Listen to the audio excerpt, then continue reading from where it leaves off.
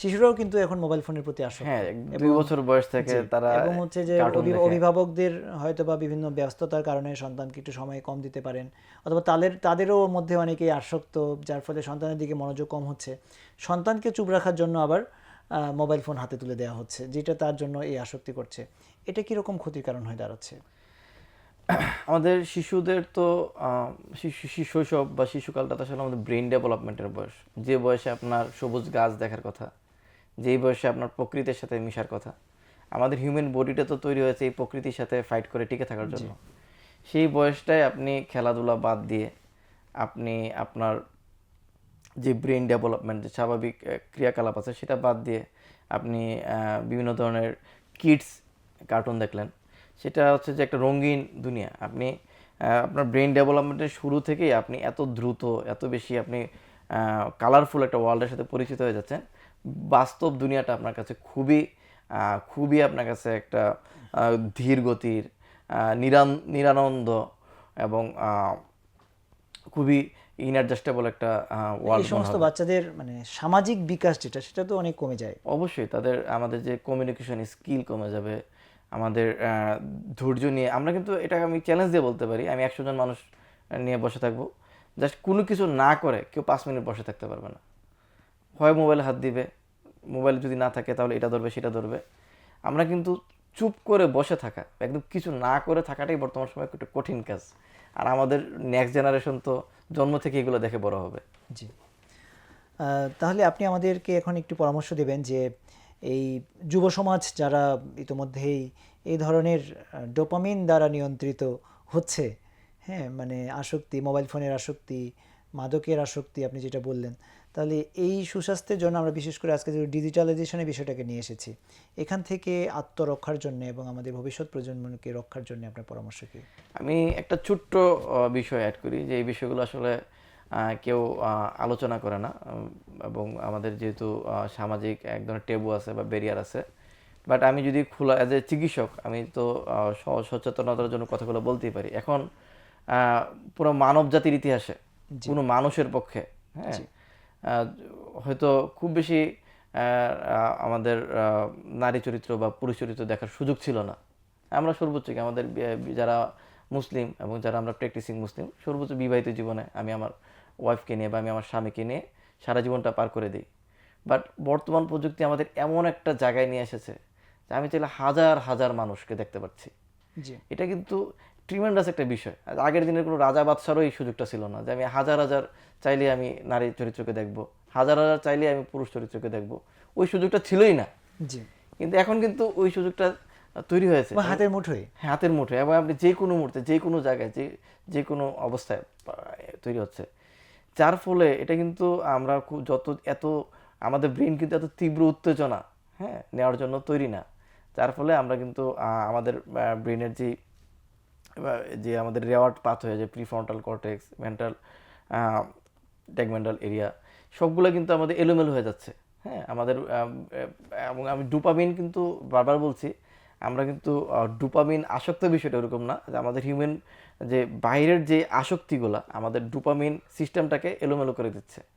অর্থাৎ যেই ডোপামিনটা আমার একটা রেওয়ার্ড সিস্টেম, একটা বিশাল একটা কাজ করার পরে, একটা ভালো কাজ করার পরে, অথবা আমি খুব ভালো একটা ধরো জায়গায় আমি একটা দাওয়াত পেলাম, খুব ভালো একটা খাওয়া দাওয়ার ব্যবস্থা হলো, তারপর আমার ডোপামিন রিলিজ হলো, এটা একটা কি প্রাকৃতিক ব্যাপার। কিন্তু এখন যত্রতত্র খুব সামান্য যেই স্টিমুলাস এখন ডোপামিন রিলিজ হচ্ছে, আপনার কিন্তু সামান্য আপনি কিন্তু স্বাভাবিক যে ওয়ার্ল্ডে যে ডোপামিন, ছোটো ছোটো ডোপামিন, সেটা আপনার কিন্তু কোনো আনন্দ দিচ্ছে না। যে স্বাভাবিক ভালো কাজে আমি আমার বন্ধুর চোখের দিকে তাকিয়ে থাকলাম, বন্ধু কষ্ট পেল, কোনো একটা দুঃখের ঘটনা ঘটলো, সেটার সময় যে অনুভূতিটা থাকার কথা, অথবা আমি আমার সেটা কাজ স্ত্রীর করে না। চোখের দিকে তাকিয়ে যে একটা আমার কুলনেস আসার কথা, প্রশান্তি আসার কথা, সেটা আসবে না, সম্ভব না। কারণ আমার স্ত্রীর চোখের দিকে তাকিয়ে হয়তো 5 মাত্রার ডোপামিন রিলিজ হইলো, কিন্তু আমি একটা এমন এক ভিডিও কন্টেন্ট দেখি যা আমি 50 মাত্রার ডোপামিন দেখে অভ্যস্ত। তো ওই জন্য ওই স্বাভাবিক যে মনুষ্যত্বের যে মানবিক অনুভূতিগুলো, সেটা আমাদের কিন্তু আনন্দ দিবে না। এখান থেকে আসলে বাঁচার জন্য পরামর্শ কি আপনার? বাঁচার জন্য আসলে এই মুহূর্তে ঠিক এই মুহূর্তে সচেতনতার তো কোনো বিকল্প নাই। এবং আমরা যদি একবার আমাদের এই ব্রেনের মেকানিজমটা বুঝতে পারি, সমস্যাটা আইডেন্টিফাই করতে পারি, তাহলে কিন্তু আমি আমাকে নিয়ন্ত্রণ করতে পারবো। যেমন কেউ যদি বুঝতে পারে যে আমার যে কোনো অস্বস্তিকর মুহূর্তে, যে কোনো খারাপ লাগা, বাসে জ্যামে বসে আছি, অথবা আমি ডিপার্টমেন্টে বা কোনো একটা কাজের মাঝখানে কেনটা মোবাইলটা নিচ্ছি, আমার একটু খারাপ লাগতেছে, একটু টেনশন ফ্রি হওয়ার জন্য বা একটু রিল্যাক্স হওয়ার জন্য মোবাইলটা নিচ্ছি, এই এই কেন নিচ্ছি এই মেকানিজমটা যখন সে বুঝবে, তখন কিন্তু এটা নিবে না। আরেকটা বিষয় হলো আমাদের মনের প্রত্যেকটা অনুভূতিকে আলাদা আলাদা লেবেলিং করে ফেলা, যে আপনি আগে আইডেন্টিফাই করতে পারেন আপনি আসলে কষ্টে আছেন, আপনি কি আসলে চিন্তিত। আপনি যখন আপনার মনের অনুভূতিটাকে একটা ট্যাগ দিয়ে দিতে পারবেন যে আমি, হ্যাঁ, এটা একটা কষ্টের অনুভূতি, আমার হ্যাঁ এই অনুভূতিটা একটা আমার চিন্তার আমার কি বলে আমার একটা অ্যাংজাইটির একটা অনুভূতি। আপনি যখন এই অনুভূতিটাকে চিনে যাবেন, তখন কিন্তু আপনি ওইটাকে সামাল দেওয়ার জন্য আর মোবাইল ধরবেন না। এছাড়াও বিভিন্ন ধরনের আমার এটাও তো ডিটেলস দীর্ঘ আলোচনা, যে আমি ডিভাইসটা কীভাবে ব্যবহার করব, নোটিফিকেশন গুলো কেন অফ রাখতে হবে, আমি সোশ্যাল মিডিয়া কিভাবে ব্যবহার করব, কোন অ্যাপগুলো ইউজ করব, কোনগুলো করব না, এগুলো তো ডিটেলস একটা আলোচনা। সেটার জন্য তো এবং আমরা কি এই পরামর্শ তো অবশ্যই আমাদের যুব সমাজকে দিতে পারি যে শুধু মোবাইল ফোনের মধ্যে বিনোদন না খুঁজে এর বাইরে আমাদের সেই আগের দিনের পদ্ধতিতে খেলাধুলা করা, ঘুরতে যাওয়া, এগুলোর মধ্যেও তো বিনোদনের অনেকগুলো সুযোগ আছে। এটা সেই তো আসলে পরামর্শগুলো অনেকগুলো বললাম, তো মাল্টি সেক্টরাল অ্যাপ্রোচ প্রয়োজন, যে আমাদের রাষ্ট্রীয় পর্যায়ে আমাদের স্কুল এডুকেশন, কলেজ এডুকেশন, কোথাও কিন্তু এরকম শরীর বৃত্তীয় যে কাজগুলো, সেটা কিন্তু কোনো মূল্যায়ন নেই। তার উপর আমাদের খেলার মাঠ কিন্তু ব্যাপক হারে নেই। এখন কিন্তু খেলার মাঠ না থাকলেও এটা কিন্তু অনেকভাবে ম্যানেজ করা যায়, আমাদের বহুতল ভবন বানিয়ে সেটারও খেলার মাঠ বা খেলার উপযোগী তৈরি করা যায়। তো এই রাষ্ট্রীয় নীতিমালা কিছু প্রয়োজন। আর আমাদের যুব সমাজের সমস্যা তো শুধুমাত্র মোবাইল না, যুব সমাজের সমস্যা শুধুমাত্র কিন্তু সোশ্যাল মিডিয়া না।